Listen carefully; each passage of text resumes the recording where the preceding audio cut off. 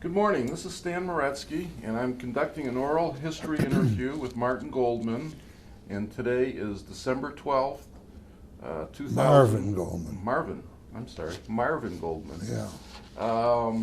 Today is December 12th, 2003, and the interview is taking place in the office of the Jewish Federation of Detroit over on Telegraph Road. And to get started, I'd like to just do a little bit of background talk with Marvin. He was born in 1920, correct? That's right. May 11th, 1920. That's true. And you were born where? In Detroit. Detroit. Why don't you tell me a little bit about your folks? What they did, where you lived as a child, and let's just talk a little bit about your childhood. Well, as far as I remember, I was born at that date, and we lived on West Grand Boulevard, one of those upstairs flats where they had the up and down houses. My father, who also was born in Detroit, as well as my mother was born in this country in Utica, New York. My father was in the scrap iron business. At that time, he had a brother and a brother-in-law in with him. There we moved various places. I went to, ended up, I think, in Boston Boulevard. So I went to the group of schools, Durfee, Central, that group, which time was primarily Jewish. My alma maters. Okay. I went to Durfee and Central also. Well, then you know the history of that area. Linwood, it was a Jewish neighborhood, and no thoughts of terrorism in those days. And it was a very nice growing up experience.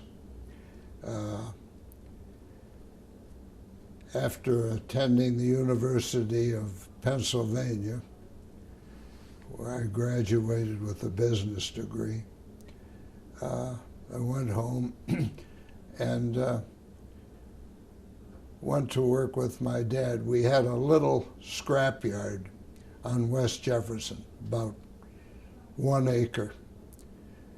And at that time, my dad was all alone. His partners had gone elsewhere. One in the machinery business, another brother had passed away.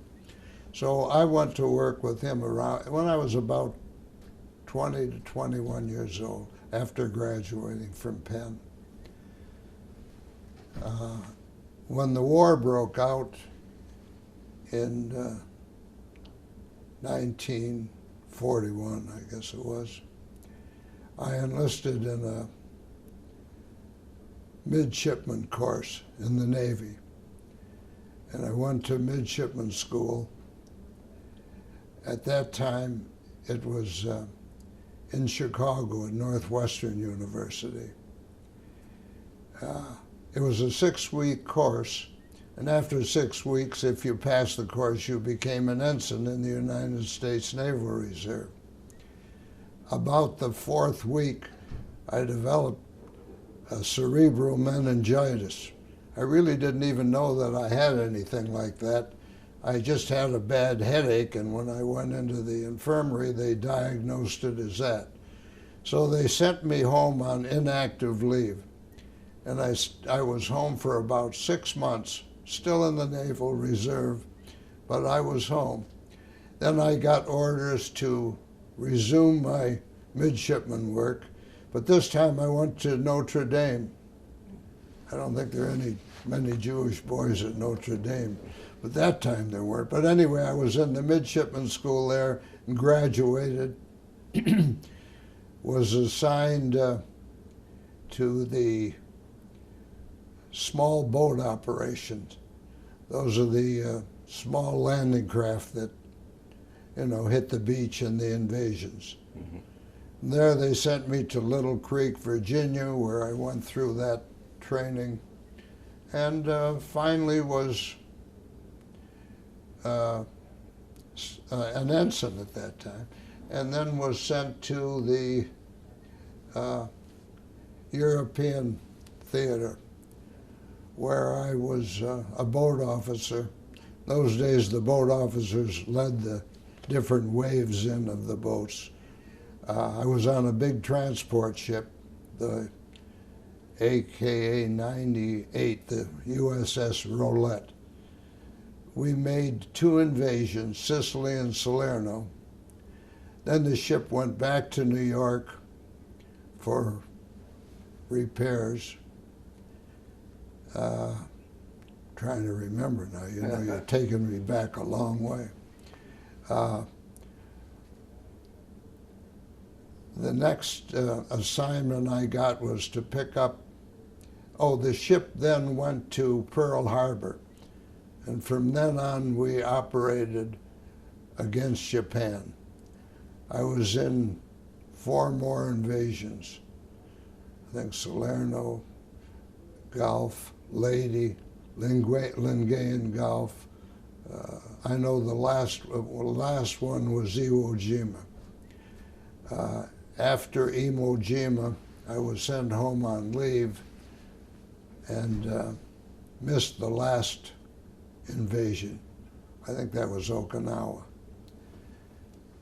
Then I was discharged, I think in 1945, went back to work with my dad on West Jefferson.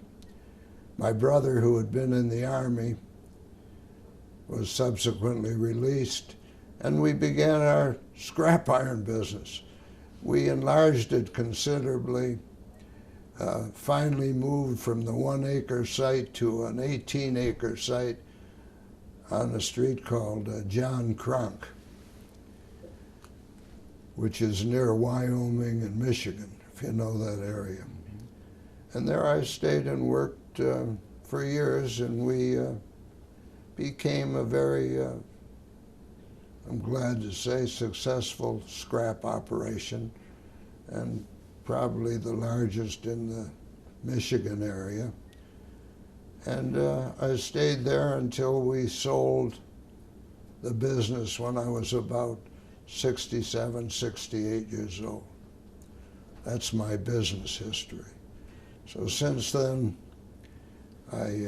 not wanting to stay home, my brother and I opened a little office, and I do charitable work and take care of investments and pass the time in my old age. Well, let's go back a little bit and talk about when you were growing up as a kid and you were going to elementary school, and you had, what, one brother? Or? Yeah, one brother and one sister. Okay. And you lived over in the Boston, Linwood area, which is a great area, and you went to, what, Roosevelt Elementary School also? Which was the elementary school there? Over there by Durfee and Central was Roosevelt. Yeah, I went there, yeah. Okay. And were your folks active in the Jewish community then? My folks weren't too active. My dad, well, they were active to the extent that my uncle was Sidney Allen, who was at that time the Max Fisher of Detroit. And of course, my dad being the brother-in-law, whenever he was asked for something, he was always there. But he wasn't, as far as I remember, he wasn't too active in community work. Mm-hmm. And your mother? And my mother was more or less of a housewife in those days. And we had a lovely relationship. And I remember in those days, we were friendly with Hank Greenberg, who was a very good friend of both of my uncles. And every Friday night, Hank Greenberg would come over for dinner, for our regular Friday night dinners with the whole family. My mother, my father, her 2 brothers, Sidney and Harold Allen, my grandmother, who eventually lived with us for a few years for her surmise. And Hank used to be there all the time. And even, I remember at the University of Pennsylvania, when they came, in those days, Philadelphia had an American League team, and Hank Greenberg came and called me at the fraternity house, got me 2 box seats right by where the player kneeled down. Yeah. That's great. Do you have any of his autographed Those are baseballs? just something. Oh yes, I had all that stuff. Very interesting. Did you go to a lot of Tigers games then when you were a kid? When I was young, I did. We always had seats at the football and baseball games, but we gave them up. I haven't been to a ball game since they won the World Series. How many years ago was that? I remember the 7th game, and that's it. I can't even remember the last time they won a Maybe if they start championship. winning again, Yeah. I'll go again. Yeah, I'm with you on that one. Did you belong to a synagogue back in those years? I was bar mitzvahed at Sheretz Tzedek, where my grandfather was a member. Mhm. My parents were members of Temple Beth-el forever. And of course, I grew up at Temple Beth-el, except in those days, Temple Beth-el didn't have bar mitzvahs. So my grandfather arranged to have it at Sheretz Tzedek. And you went on to become very active at Temple Beth-el. Yeah, I became active. The reason I became active, I never was too active to the extent I wasn't in any brotherhood or executive committee or on the board, but I had been active at that time with the Federation, and I was pretty active in fundraising. That was really my job. Fundraising and collecting money from people who were way behind.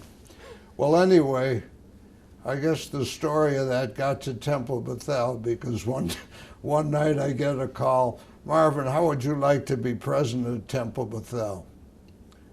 Well, I didn't understand why they would want me, but I went down there. Irving Katz was the director. That time, Irving Katz really ran the temple. And they really wanted me, I guess, because I had experience in fundraising. They had a mortgage which was down to about $2 million. Well, $2 million in those days was a lot more money than it is today. What year was that when you were president? I don't know, you'll have to look it up. I can't remember today to tell you the truth. But I was president for 2 years. Anyway, I immediately took over the mortgage burning operation. I mean, they didn't hire me for my good looks, I know that. And they didn't hire me for my experience at Temple. Although I always went on Rosh Hashanah and Yom Kippur, and whenever there was a yortzeit that I went to. But I wasn't active.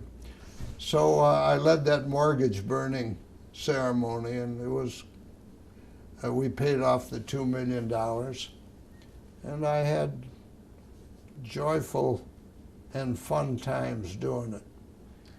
Well, I really used my experience that I had at the Federation to solicit money for this mortgage burning. you and David Mondry were... Yeah, David Mondry was really my best friend. And it only happened, in those days, there was a committee, and the committee would sit around and they would pass out names. You take this name, you take this name, and maybe 10, 15 people were there, and they would call people. Well, that's where I met Dave Mondry. And one way or the other, we became friendly. And the way it evolved, I would say Dave became my best friend. I mean, I really loved that man. And Dave was not easy to get along with. If Dave liked you, Dave would do anything for you. If Dave didn't like you, you could forget it. I mean, he pulled no punches. If Dave, when he wanted the Ethiopian Jews, remember that time? Yes. There would be a meeting. If he called the meeting, people came. And if he asked for money, he got money. Because Dave would always do it himself. And that's where I really learned a lot from him and being with him. In fact, we were the co-chairman of the campaign. You probably know what year it was. I don't even remember. Anyway, when we were co-chairman, in those days we raised $17 million. Well, today when you're talking about 35 million, it doesn't seem like much. But at that time it was a great campaign. And it was a fun campaign. 1981 or so. Oh, I don't know, whenever it is. Whenever it was. You know, when you're 84 years old like I am, I don't remember like I used to. But anyway, that was my experience with Dave. And it grew from there, and we worked together on a lot of things. We worked together, he and I forget the name of the other fella. We really were the first ones that helped start the Holocaust Memorial Center. We raised the money. And it was Dave and myself and forget his name. From the meatpacking business? That's it. Dorfman? Dorfman. And that was the beginning of that Holocaust Memorial Center. What do you think today of the new Holocaust Center on Orchard Lake? I don't like its location. I think it should have been on some place with more room, not on a busy street. Of course, there are different opinions on that. I've read articles where people think it's great, and as austere and cold-looking as it is, that's really what it was meant to be. But I think for the money that they spent and the expanse of that place, it could have been located in a different spot. But apparently it seems to be successful. Well, it hasn't opened quite yet. No. But from their meeting they had the other night, you know, I think they had the biggest attendance they ever had. I don't know where they got their money. There hasn't seemed to have been any big push for money for that. But you know, some of these survivors are very wealthy people in Detroit here. And for some of these guys that are worth millions of dollars, and that Holocaust thing is their whole life. That's all they think of, that's all they dream of. And to give big money, I can see where he probably got it. Interesting. Yeah, I know there's been a lot of controversy about this new building. Federation wasn't happy when he moved out, you know, but he's a tough guy, this Rosenzweig.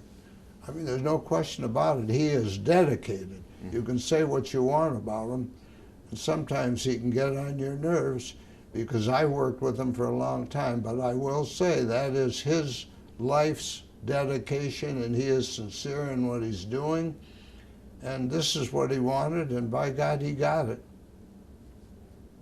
Interesting. Yeah, it's, you were also, along the way when you were involved with Federation, you had a lot of, you and maybe David Mondre also had some complaints about the way Federation operated or did some things, and what were some of your feelings in that? No, I don't remember having any.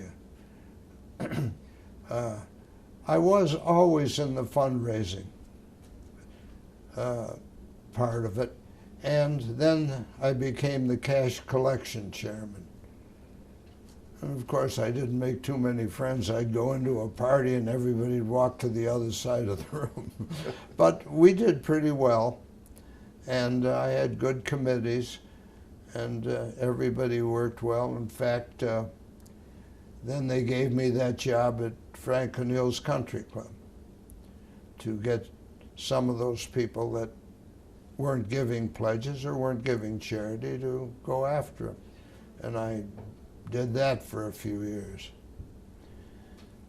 You must carry the title of bill collector in the city. That's about it. It's a fun role, interesting role to play, though. You were also involved with the Jewish Home for the Aged, Sinai Hospital. Yeah, I was on the board of Sinai Hospital for quite a few years. The Home for the Aged, I was on that board. I think at one time I was vice president. And I was there when they built the Fleischman Center, and I was there for quite a while. Was your wife active in a lot of these charities? No, Nola never. Nola was always there behind me and with me, and but she sort of stayed in the background. And your children? Well, I have 3 sons. One of them's a psychiatrist. He lives in Sarasota. The other one's a urologist, and he lives in Sacramento. So I don't have there's nothing they do with Detroit. And my 3rd boy is Robert, who was with me in business when we sold the business. He went into the real estate business, which he's doing in Detroit here. Were they active? Did you get them active in the Jewish community also? The one in Sacramento is quite active. And it's funny with him, he's with a group, he has a group of 4 or 5 friends, doctors, all married Gentile girls, and each one converted, and each one is more religious, and they're conservative, and each one is more religious than, I would say, 90% of the Jewish women today. They help each other at all the festivals. They're together cooking and baking, and all belong to conservative synagogues. And my daughter-in-law is active in the federation there. Interesting. Let's see, what are you've been so heavily involved with this community all your life. It's really a marvelous. Well, lately, the last few years, I'm primarily, working at Temple Beth-el. Mm-hmm. Like all congregations and churches today, they're always in the red. So I'm in various fundraising activities there. I led the auction one year. We raised a lot of money. I've chaired parties for outgoing rabbis. For Ticton, we had a birthday party. He was the music director for years there. Had a great party. We had, I'm trying to think. Well, and just various activities I've always been. I've had interesting experiences too. I'll never forget once when we were paying off the mortgage. We, like they do at this building, another building, and the Piano Center, they sell the rooms or they sell the dining area, that sort. So we sold a lot of the things at Temple. But I remember once, I was raising money for burn the mortgage. I had a meeting.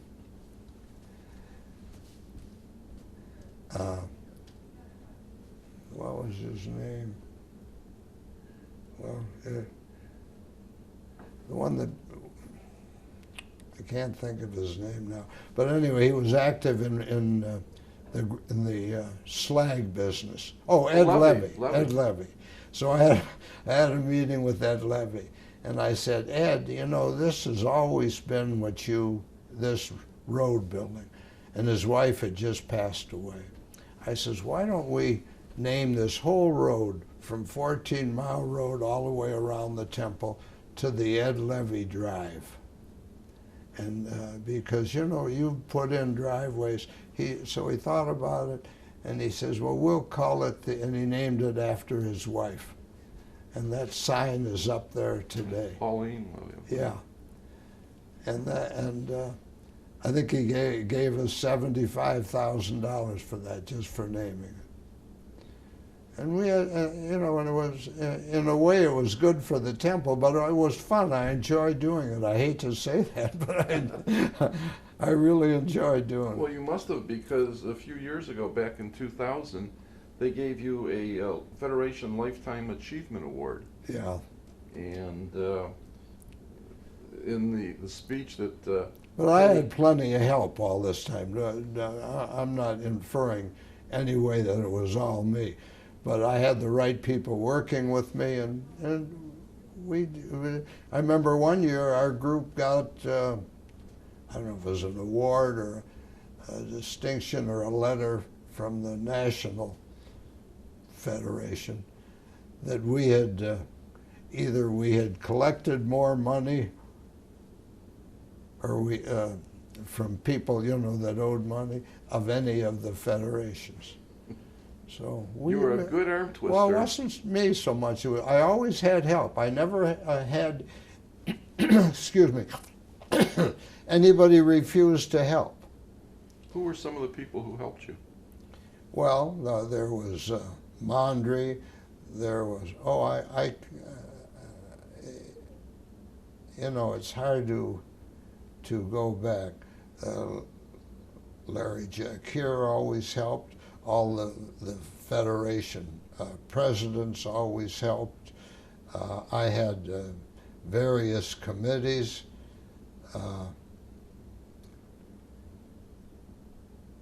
You know, it's hard to remember the names, but I always had plenty of help.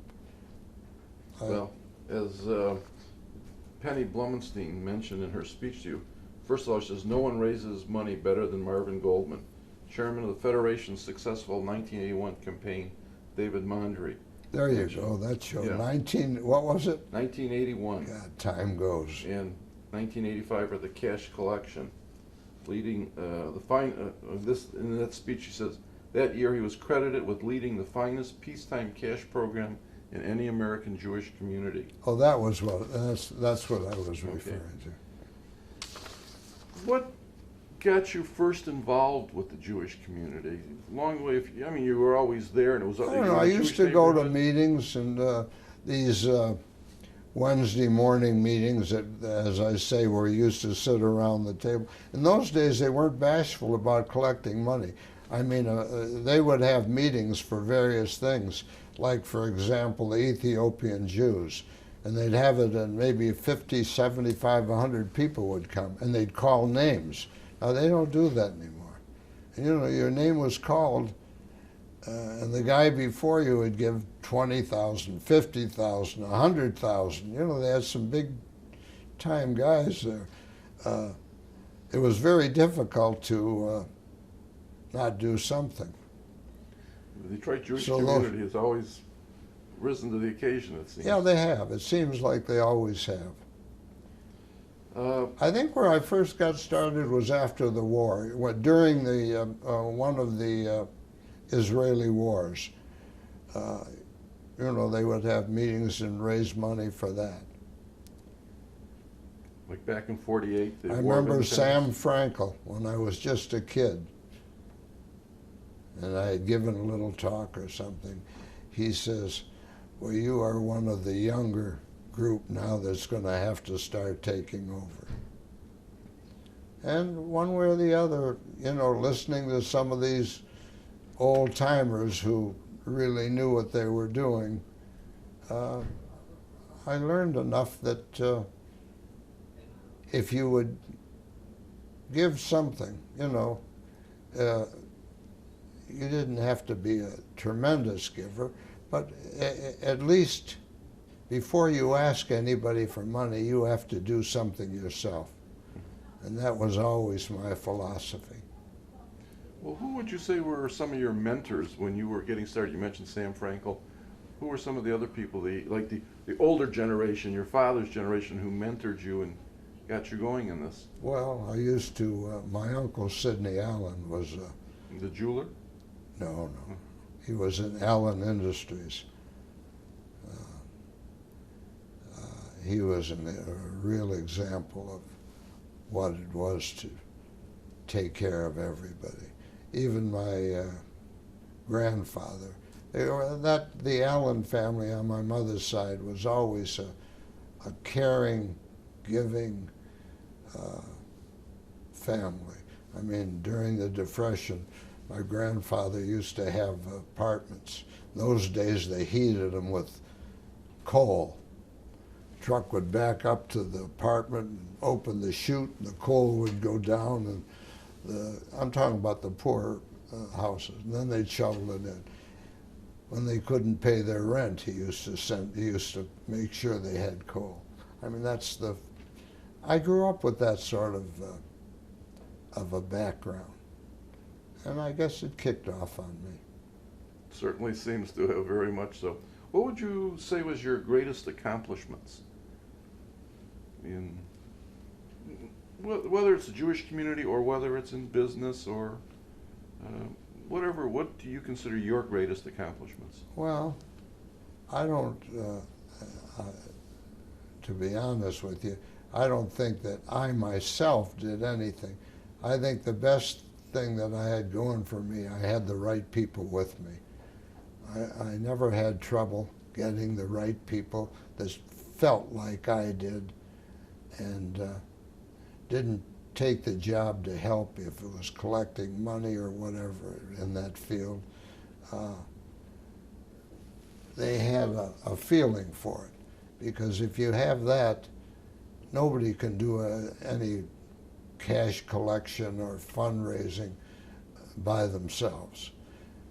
I found that it's always better to get people, I don't like to say, well, I will say it, more or less influential people, who knew people, who could call someone and say, listen, you son of a gun, I need so much money for this thing, and I know you've given to this, but I expect this much from you. And they could get it. And they could insult someone and call them, and the guy could laugh it off. So if you had the right group, you could get the big money. Mm-hmm. I found that was a way to do it. I find that so interesting.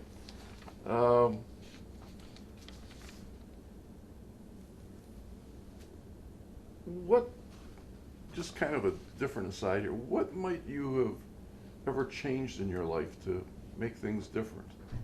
That something you did that you'd rather wish you'd have done something else? But anything you'd like to have changed as you've gone along? I don't know, that's hard to say. You know, when you reach 84 years old, 83 and a half like I am, you're more or less content with the way things are. The only excitement I have these days is when, from about October of one year to November of the following year, my brother and I don't talk. He is a staunch Democrat. I am a staunch Republican. I really can't keep up with him because he reads that New York Times from top to bottom. And whenever I have something to say, he has the answer. And we decided this year we are not going to talk to each other about politics at all. Is your brother active in the community also? He's always there, let me put that. He was very active at his temple, Sherman Wine's temple. He was very, very active, money-wise and program-wise.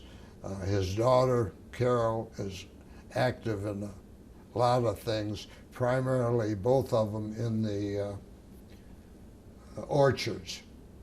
That's the big thing for both of them. That's what he is. So your whole family really has been deeply involved with the community. Yes, I'd say so. Maybe on different levels. He's got his and I've got mine. What advice would you like to pass on to your grandchildren, your great-grandchildren, and their grandchildren? If you could, along the way, offer advice in an interview like this? I don't want to interrupt you. Now it comes to me. You asked me about someone who was someone I looked up to. That was Leonard Simons.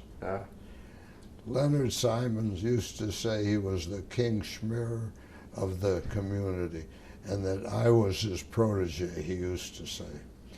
And in fact, he had an endowment that he was in charge of at Temple Beth-el, and in his will I had to be one of the directors of it. So I'm one of the trustees of that trust. In fact, the Temple Beth-el, of which I chaired, was an honor for him. Must have had 600-700 people came.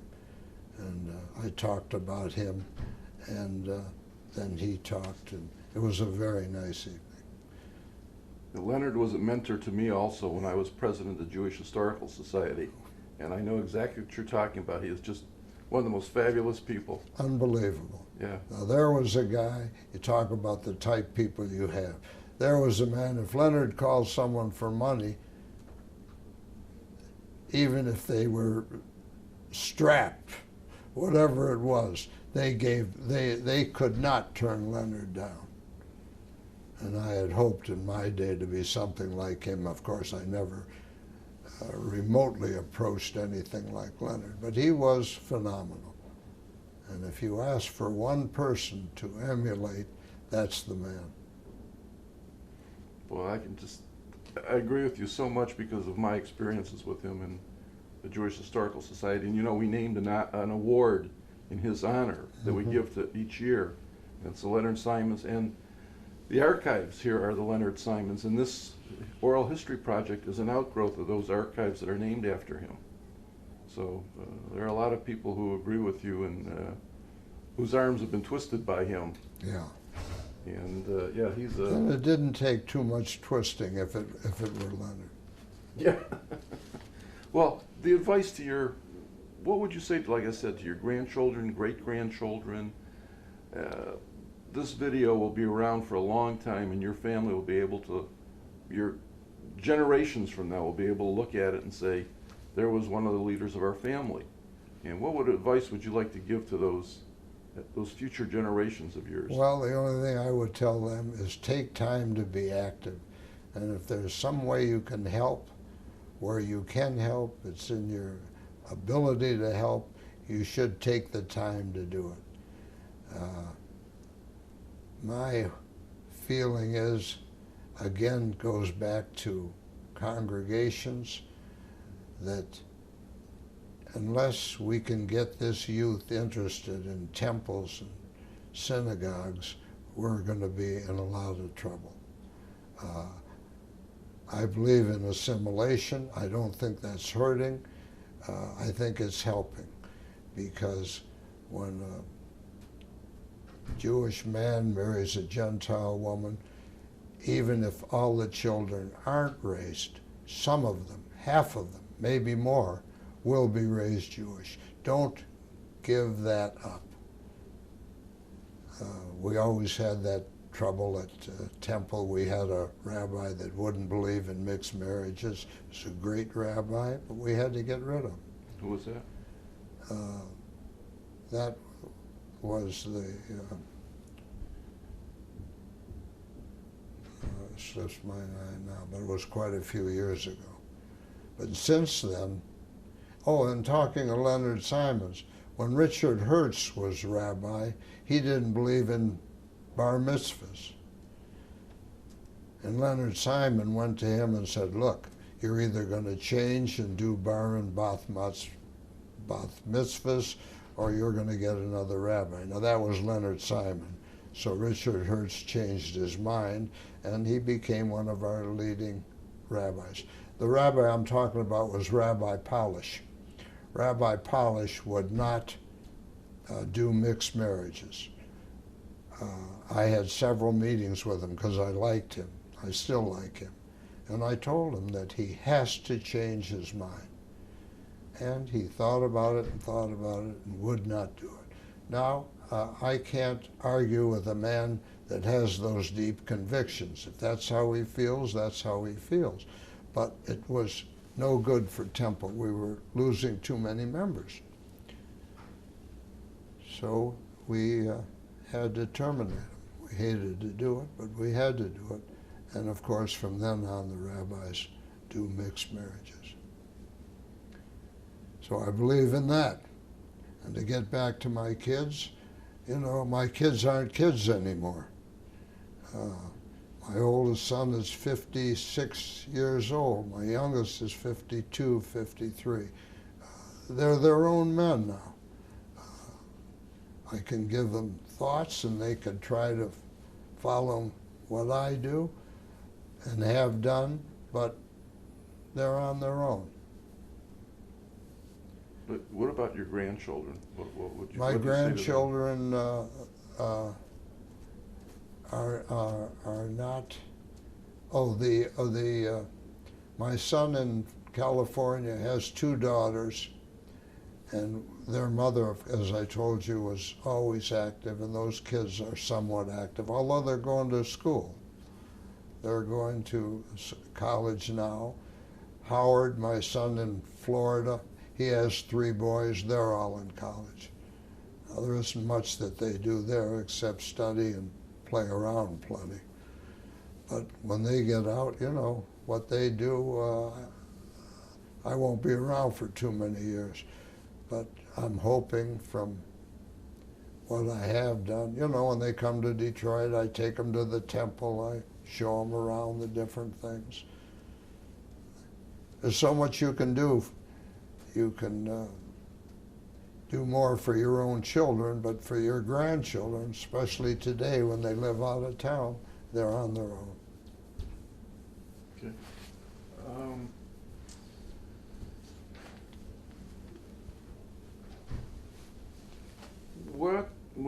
I'd like to go back a little bit to when you were like back in your high school days. What were some of the things, you lived in the Boston Linwood area, and you went to Central, which was a great school. Who were some of your friends then? Were you involved with the Jewish community and doing things then? Well, you know, then I'm 15, 16 years old. There isn't much that you do with the Jewish community at that age except go to services with your folks. Who were some of your friends then? And are they still There was Mort Harris. There was Mort Lieberman. You know, a lot of them have passed away. But we had quite a group, and a lot of them have moved out of town. There were the Copels.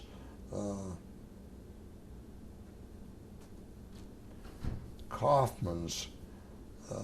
You know, I had a lot of friends. They're gone. A lot of them have passed away, most of them. Others have moved away. But today I still see Mort Harris, who has been very successful. And he's I think he's a partner of Bill Berman's in a lot of deals. And Mort was never too Jewish-minded. He was Jewish, but he wasn't. But I think Bill Berman has pulled him into a lot of things. I see Mort quite often. Very interesting. Tell us a little bit about your business history. Being in the scrap metal business, it's kind of a Jewish industry in some ways, or used to be anyway. Well, it was, but it isn't like people have the perception you go out with little trucks and you pick up junk. Ours was 99% industrial scrap. In other words, we would put containers in plants like Chrysler or Ford or independent companies, and as they made their product, the off-fall, like stamping out of steel sheets, the off-fall they'd throw in the boxes. Then I would have trucks that would come and drop an empty box and pick up the loaded box. When I say a box, it's like you see these garbage collection boxes set around behind stores and so forth, that sort of thing. Then they take it to our place. And our business was a big business. I mean, you would have balers cost in those days $1 million. You would have automobile shredders. We had two of them. You'd throw a whole car in and it would shred it into pieces. We employed about 100 people. We had about 18 acres. It was a big, big business. And it was trying and it was aggravating.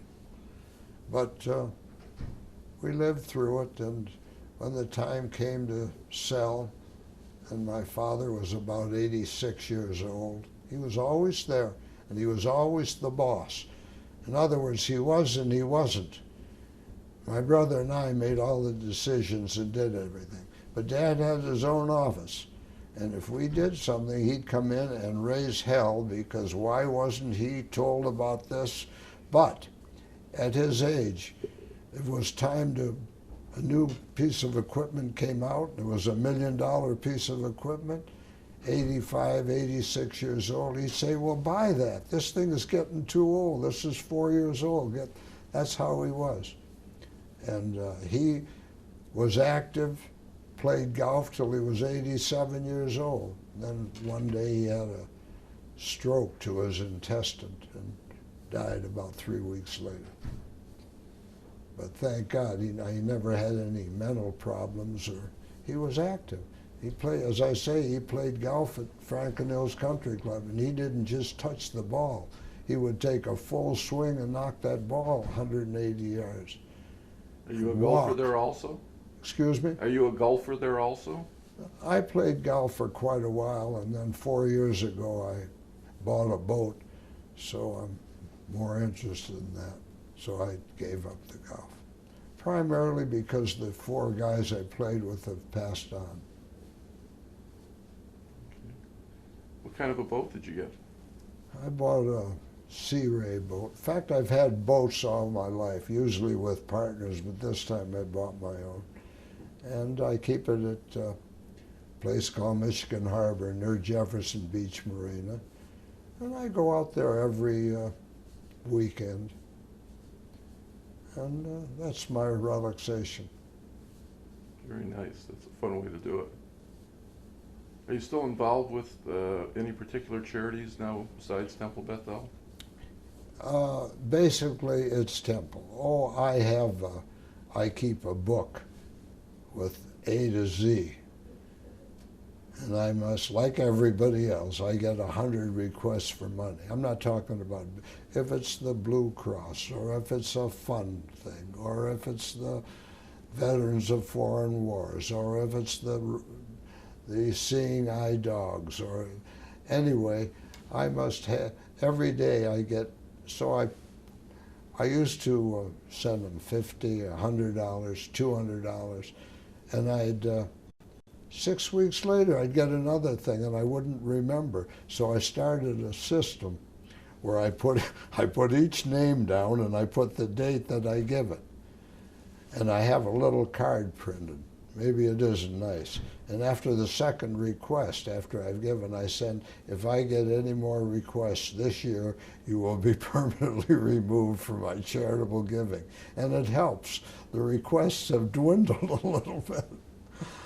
But you talk about charities, there's always 100 things that, you know, that interest in giving. I'm very interested in the Seeing Eye Dog program that they have, mainly because I have a Labrador, which I think is the greatest dog there ever was. And 90% of the Seeing Eye dogs today are Labradors. And they even have one in Israel that I send money to, a Seeing Eye program. And there's 2 or 3 in this state, and I think it's a great thing. But that, you know, that's not big money, but it's just, you ask what I'm interested in. And everything else, you know, every charity they ask for, they're all important, and they all need money. So I do a little bit there. One way or the other, I fill up a book. But primarily, today, I am working for Temple Beth-el. I'm just starting a new program now that I think is going to be very good, but I don't want to talk about it because it isn't ready. But I've got an idea where we can raise quite a bit of money without any cost. And I've talked about it with a few of the leaders, and they're very strong behind it and have verbally committed to it. So if that works, we're going to do very well. Because a lot of these programs, oh, you asked me what I might have been aggravated about with the Federation. I always thought they spent too much money for speakers. When they spent $25,000 or $35,000 to give to Kissinger one day to speak for 10 minutes, I thought that was outrageous. First of all, Kissinger, in my opinion, should have come for nothing. I don't say we don't pay his expenses, but to pay that guy that kind of money, to me, was sickening. But, you know, they're smarter heads than I am. If they thought that was the drawing card and that brought them a lot of money, they probably were right. But that didn't make me like it. I'll be interested in interviewing you a year from now and seeing what this new idea, Temple Beth-el, is. Put that on your tape. Yeah, you can use it here. Yeah. We'll see how it works. Any other comments that you would like to make? No, I think you've exhausted everything I have. You know, I don't remember quite everything like I used to. Things will come up. But that is about it. I know they have great leadership here. They've always had, that I will say, this federation. From Jack Keir, David Page, all of them. And I know you're still active with the organization. No, not too much. I don't do too much now here at all. In fact, I haven't even been in this building for over a year. I used to come all the time and work with Gelly when, you know, when I was collecting money. Okay. Well, any last comments that you would like to make? No, no. I just hope I hang around long enough to see this Israel thing worked out. That's a concern of mine. Because have you been to Israel many times? I've probably been there 7 or 8 times. Oh, I'll tell you something that maybe shouldn't go on your record.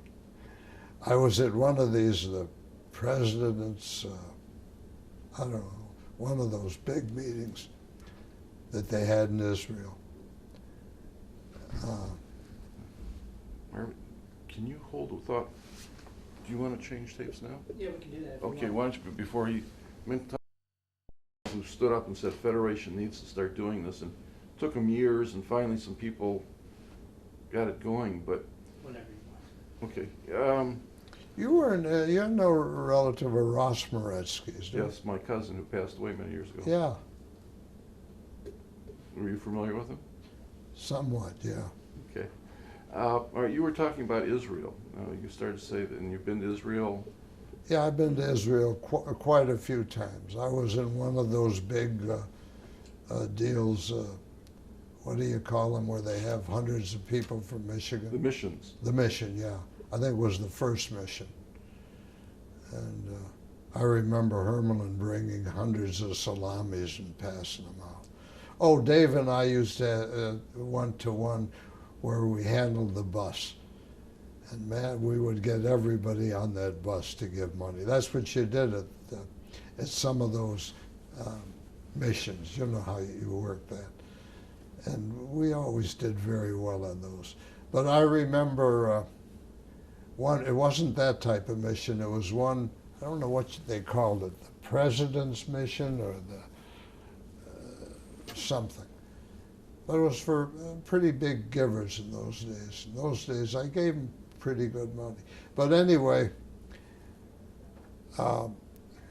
Menachem Begin was still around. So I went into the, maybe this shouldn't be on your tape, I went into the men's room. I'm standing in front of the urinal, and there's a little guy standing next to me. So he turns to me. When I'm all through, I walk over and I'm washing my hands. He's washing his, puts his, says, I'm Menachem Begin, how do you do? And here he was in the urinal next to me. The little things you think about. But we had great times in those missions and on those buses. Those were the days. But I've been there probably 7 or 8 times. And have you been active in any organizations over in Israel? Nothing special. Oh, I send Monday to 3 or 4 of them. But nothing that I work. Your focus has been right here in Michigan or Yeah. Detroit. Yeah. And that really is about all I can tell you, young fellow. Okay. So it's been very nice, and I appreciate you asking me what you did, and bringing me here. Well, it's our pleasure. As I said, the collective group in this community is so good and so strong, and it's so important to hear the feelings and thoughts and the memories. But the only thing I would say, get them when they're a little younger, when they can remember more. That's part of the program, Marvin. Yeah. That's part of the plan. That we're got a program that over the course of the next many years we will do more and more of these, and with the new equipment and capabilities of keeping the history of people, it's going to become a very important part of our community. Okay, all right, thank you very much. Thank you. Don't go anywhere, you're wired up there.